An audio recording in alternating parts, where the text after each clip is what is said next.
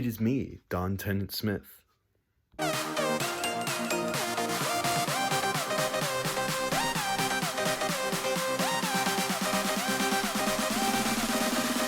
Do you like death? Do you like war? Do you like seeing people get blown up? If so, you should probably go to a mental asylum. But that's besides the point. Today, we will be looking at Vietnam War movies. Today, I will be comparing one of the best war movies ever made to a soulless cash grab war movie, because I love fair comparisons. But before I compare them, I am obliged to tell you about this time period. There should be a title card here. If there isn't, get mad at me.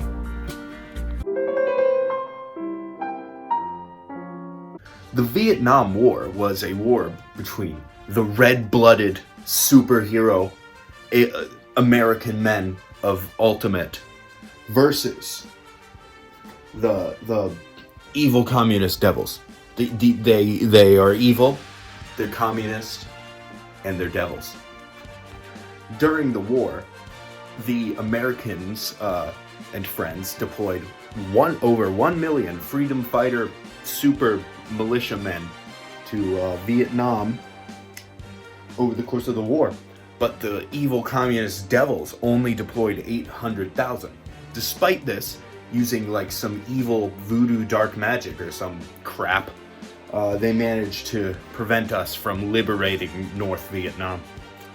Such a shame. I hate communists.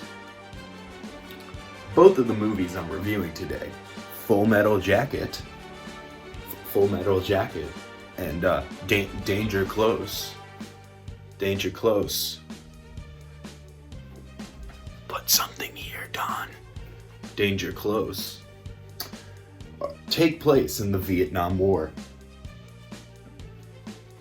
One of the movies is a documentary-style movie trying to tackle the Battle of Long Tan, while the other movie, based on a book called The Old Timers by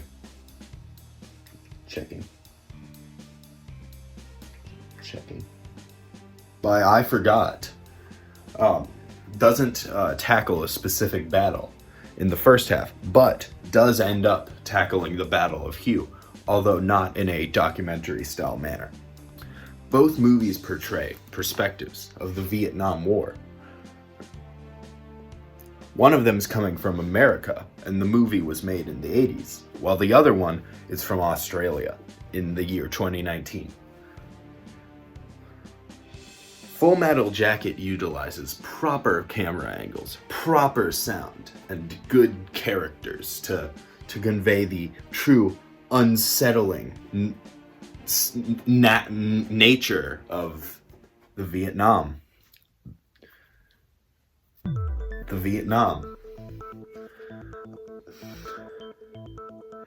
Danger Close falls short of this.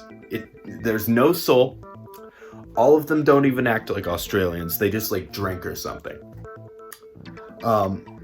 This sadly shows a stark decline in movies where these companies are deciding to throw out all of the soul and crap that makes the movies good in exchange for a very palatable, distilled experience that you won't feel anything, because they think that's what will make them money. It's time to actually compare the movies. You know, the reason you're here, I'm here.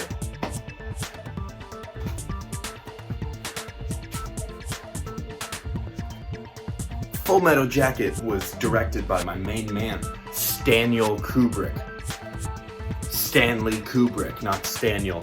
Staniel isn't a real name. It was based off of the book, like I said earlier, the Short Timers, which was a novel.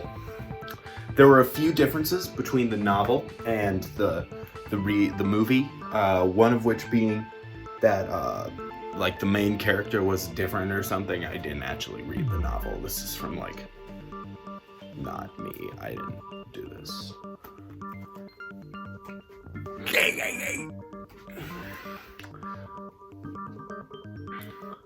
There was some differences in pacing. Like, for example, the first part of Full Metal Jacket was actually a small bit of the novel and stuff.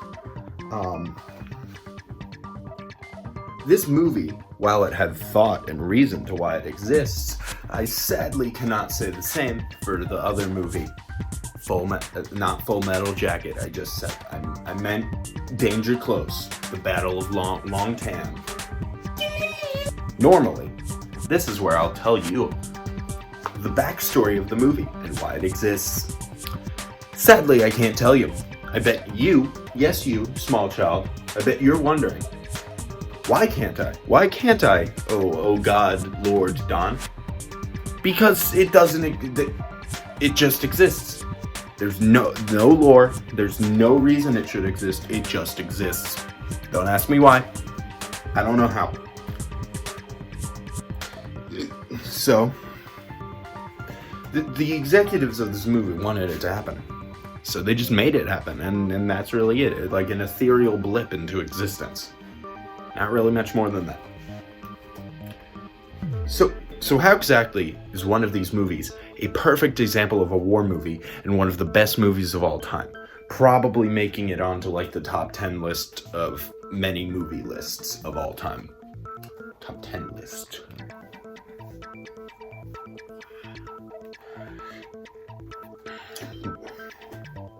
There are many ways. What are these ways, you might ask? Well, I would answer, but I want you to stop asking questions, you little twerp. Stop asking questions. Let me finish. This is what you look like. Twerp.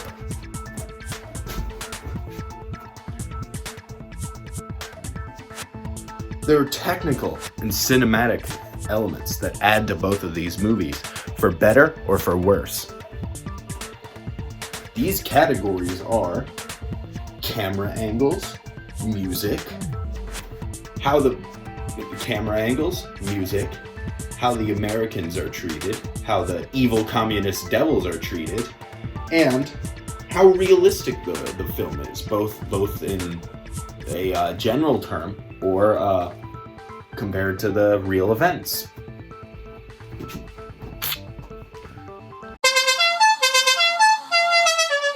Allow us to begin with the first of the two technical bits.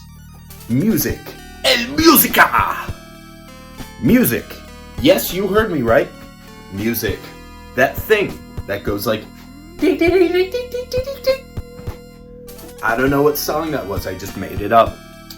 Music, or lack thereof, can add meaning to the thing that otherwise isn't there.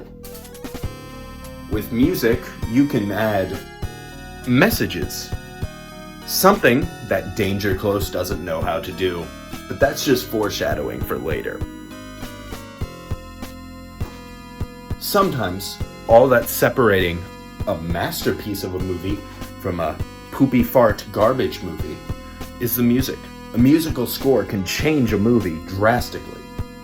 Full Metal Jacket successfully integrates a good soundtrack, while Danger Close sadly does not. One aspect that Full Metal Jacket succeeds on is Full Metal Jacket knows when to change music when the movie requires it. For example, from tense to pepped up to even no music, or like the weird industrial sound that sounds like someone's like going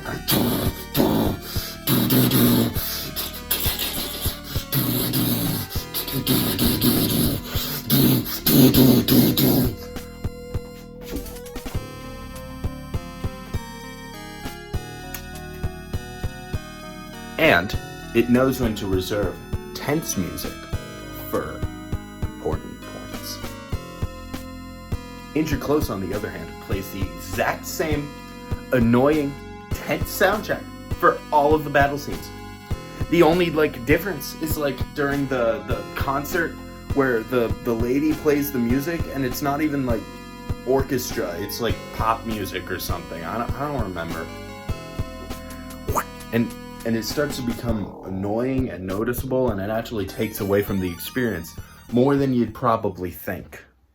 It makes me want to join the evil communist devil side, honestly. Camera angles and movements. This is a camera.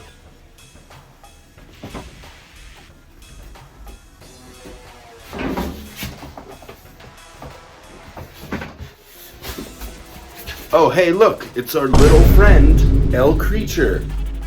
El Creature is here to help us. El Creature. El Creature. Camera angles do in fact have meaning. They can isolate a person, they can show their inner thoughts and stuff, El Creature. They can like do things that are important for the movie, believe it or not. Like, camera angles actually are important, El Creature, for the movie, you know? El Creature. You know? Like, it's good for the movie. And a good use of camera angles is good. Bad use of camera angles is bad. My point is that in Full Metal Jacket, they're able to utilize good camera angles that actually show the inner feelings of the characters, while in Danger Close, they prioritize technical aspects for technically impressive shots rather than one that actually conveys meaning.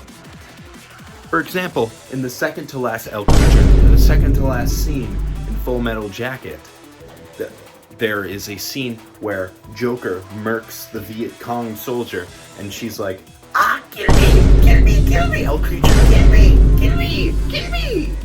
I want to die.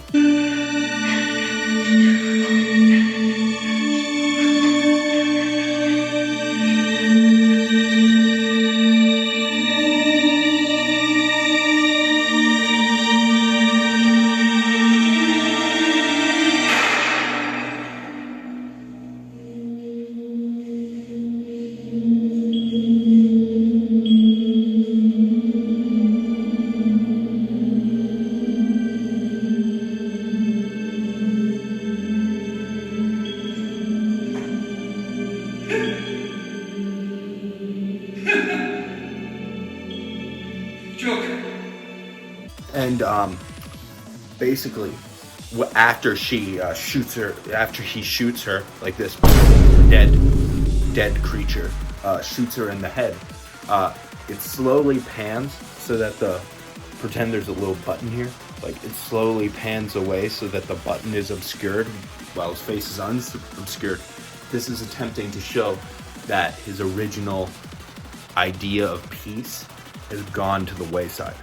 This isn't the only point in the movie where the shots actually mean something. For example, in the scene right before, there is a 2-minute uninterrupted shot of them just patrolling through the city with the tense music that I mentioned before.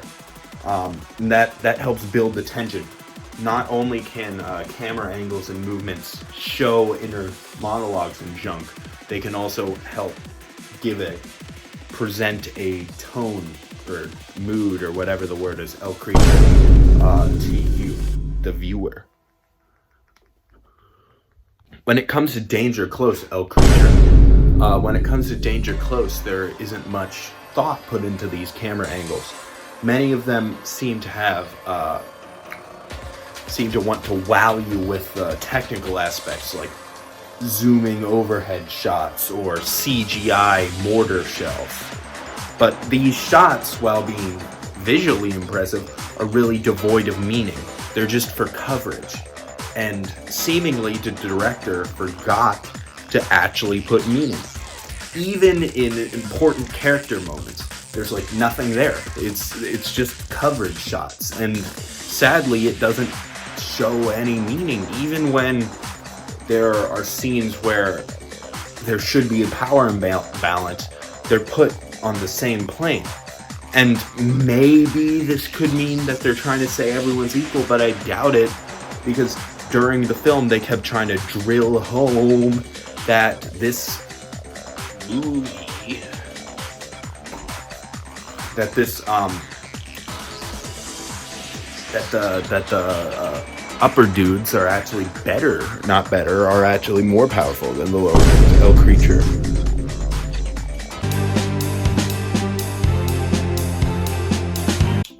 Do you wonder, how the movie treats the Freedom Liberator Fighters number 9086? AKA, how do each movies treat the troops? A movie that wants to make a thing. A movie that wants to make an impression. El Creek.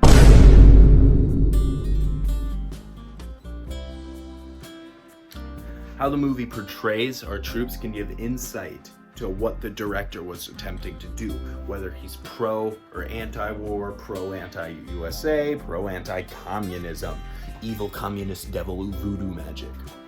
And so, for example, if they portray the soldiers as evil killing machines, then that's obviously going to be negative. If a person's wearing a mask that covers their whole face, it destroys the humanity, so they could do that as well. In Full Metal Jacket, all of the main characters, all of the American characters are characterized in unique and interesting ways, which helps you empathize with even the most abhorrent among them. Like, for example, the character Animal Mother is generally a very crap guy, but even despite this, you can empathize with him because he's characterized in a way that makes you care about him. He cares about his squad, even though he's very racist to the black member, for example. And it makes you feel sad when some of these people die in the squad, even though some of them are just bad people. In Full Metal Jacket, there is a scene where there's the helicopter pilot, and he's like, "Come get some," and he's like shooting innocent civilians. And this could imply that the director does not like the war because he's portraying the dude as evil, but this is attempting to show the brutality of the war and how the Americans, they didn't really care about what they were fighting for. They were kind of nonchalant about it, saying racial slurs like every single moment, as if it was a normal word. And it's not just like the Americans were the only racist ones. The Viet Cong were also seemed to be not liking the people that are coming to protect them, even stealing from them at some point. So, those are the Full Metal Jacket good guys. Danger Close, however, the NATO forces, they just seem like carbon copy clones of each other, and they just die randomly with no, there's nothing, there's no substance to them. They're just there, then they're dead. Even the main character just seems extremely samey compared to the other characters. And there's just scenes where the Viet Cong's like, poof, and the guy just dies. And we don't know this dude, but we're supposed to care for some reason.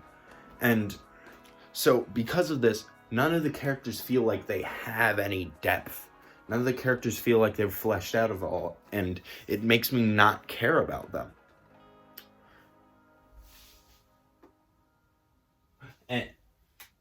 And the audience isn't given any reason to care about them. The misery. Everybody wants to be my enemy. How does the movie treat the enemy? If the movie wants you to dislike the enemy, then they can make the enemy do cruel things. They can make them wear masks. They can dehumanize the enemy. Dehumanizing the enemy doesn't only show that you don't like the enemy, it also tries to paint the enemies as like animals. Animals are much more scary to people than humans are. And if they're dehumanized, it one makes it easier to hate them, and two, there wasn't a second point. It's do you love racial slurs? I'm not gonna finish that joke. Basically, in Full Metal Jacket, you can't go 2 minutes without a racial slur being thrown against the Vietnamese, against the Spanish, against the black people. The black people! You can't go 2 minutes. And, yeah, sorry, let's scratch that. And, this is, one, it treats it like normal. The abuse thrown at the Vietnamese, even in the private situations of the movie, it's just seen as normal things. And so, while this isn't saying that the Vietnamese are necessarily worse, it's attempting to portray the reality of the war, that these Americans didn't necessarily even like the people that they were protecting. Normally, this would paint the enemy in a sympathetic light. They're being abused. They're being unjustly yelled at. But the enemy are shown using bad tactics. They're used trapping people. They're snipers. They're cowardly. So I think this is an attempt to not take sides, which is weird, because obviously they should be saying that the communists are evil and like blowing them up and like going like, America, F yeah.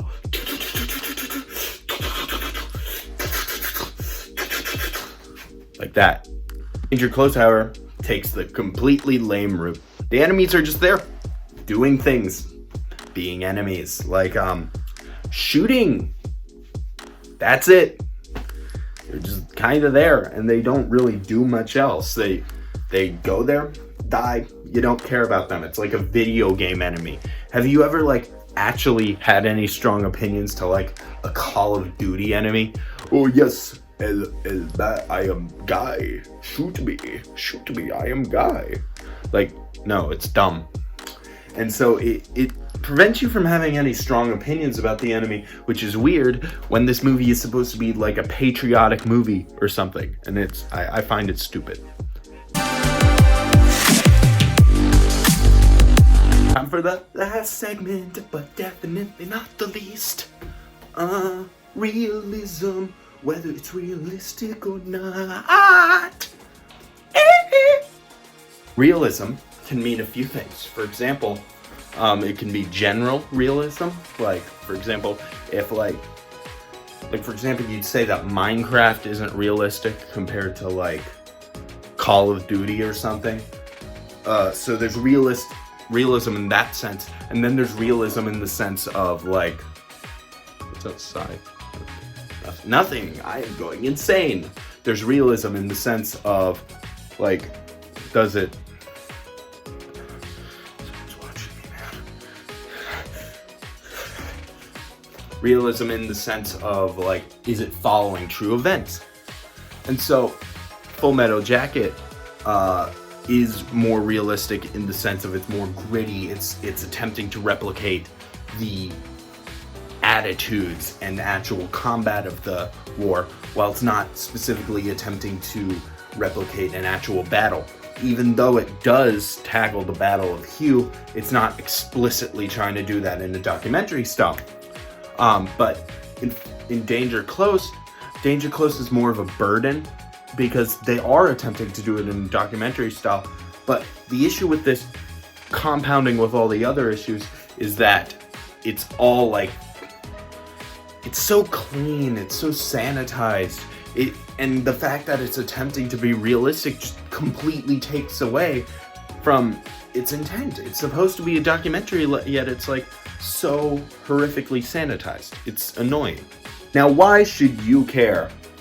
Honestly, I wouldn't care very much, but this is showing a stark decline in the way movies are created. It's very noticeable between like the 80s and 2019 that there's been this decline in the quality of these movies and the soullessness, but it's gradual. It's very gradual, and we need to keep an eye out for these things, because if movie is prioritize money over everything else, we'll get crap movies. Me, Don Smith, and I'm back to give you the final rating. I give Full Metal Jacket on the Don scale 9 anti-tank shells out of 10, and Danger Close 4 starving college writers out of 10. Have a great night.